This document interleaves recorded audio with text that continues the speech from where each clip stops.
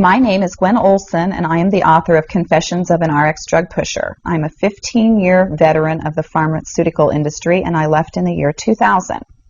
And what I would like to do today is I would like to dispel the myth that the pharmaceutical industry is in the business of health and healing.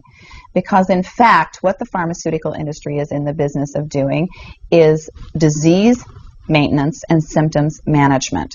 They are not in the business to cure cancer, to cure Alzheimer's, to cure heart disease, because if they were, they would be in the business of putting themselves out of business, and that in fact doesn't make sense. I don't want people thinking that I am a conspiracy theorist, because in fact there is no theory behind what I'm telling you. It's all provable. And what I'm saying is provable is that the pharmaceutical industry doesn't want to cure people. You need to understand, specifically when we're talking about psychiatric drugs in particular, that these are drugs that encourage people to remain customers of the pharmaceutical industry. In fact, you will be told if you're given a drug such as an anxiolytic or an antidepressant or an antipsychotic drug that you may be on the drug for the rest of your life. And very frequently people find that they are on the drugs for a very long period of time, if not permanently, because they're almost impossible to get off of. Some of them can have very serious withdrawal symptoms, and most of them can have extremely serious withdrawal symptoms if they're stopped cold turkey, but some people even experience withdrawal symptoms when they try to titrate or they try to eliminate the drug little by little, day after day. So it's really important to understand the motivation behind all of the current maintenance drugs that are on the market, even, for example, drugs such as cholesterol-lowering drugs. And what we are in fact finding now is that cholesterol drugs are lowering cholesterol excessively and causing other disease states as a consequence. So you need to be careful about trying to take drugs in order to remain healthy, because you're never going to have anyone come to you and tell you that the drugs are always tried against a placebo in clinical trials. What a placebo is a sugar pill. And in fact, many drugs are not found to be much more efficacious than the sugar pill. And in a case in point actually is the recent clinical trials that were released in the meta-analysis that came out of the UK on antidepressants, on the newer SSRI, selective serotonin reuptake inhibitor antidepressants. And what was found was the information that activists and other researchers have known for decades, was that antidepressants are no more effective than placebo, no more effective than sugar pills. But yet there are over 44 million people that have been taking these antidepressants, and a large number of them people that have mild to moderate depressive episodes. In fact, they prove that the antidepressants were not effective in anyone with the exception of some of the most severely depressed patients.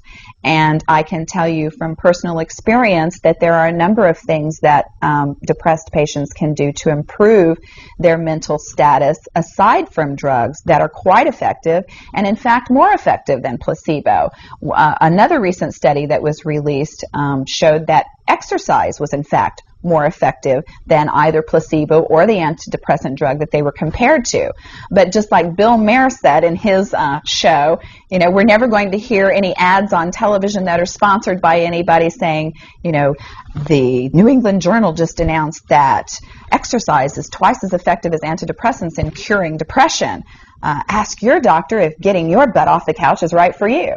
You know, you're never going to get that kind of good information, fair, balanced information, as long as pharma is funding the major TV stations, the advertising that supports those television stations, the major journals, and all of the advertising that supports the major journals.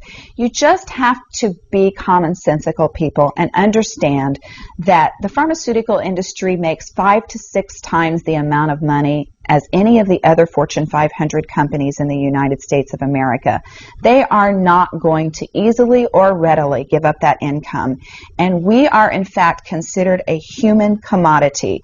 Our loved ones, our children, our elderly are considered cash cows that are preyed upon by pharmaceutical reps such as myself, who are encouraged to go in and build market shares without thinking about the consequences to patients, without knowing the misinformation that they are distributing, without being aware that the clinical data has been contrived, or that the patient populations have been cherry-picked, or that the side effects have been minimized and reported in such a manner that it doesn't present the information correctly.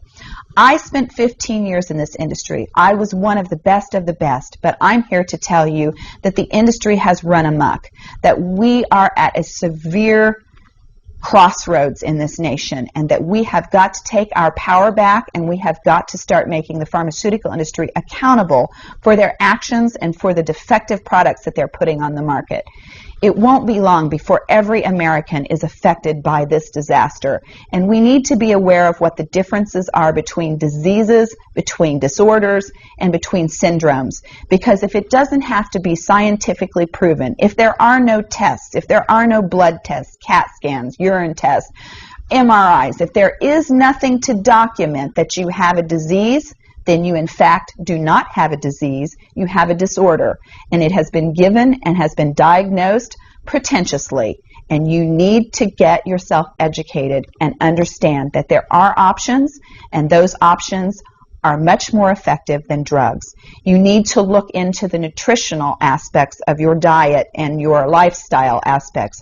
Are you exercising? Are you taking care of yourself in the ways that you need to be proactive about your health?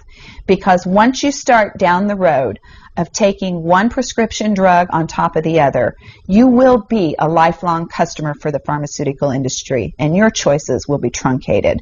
So I would like to ask you to please self-educate, be proactive, and share the information with others.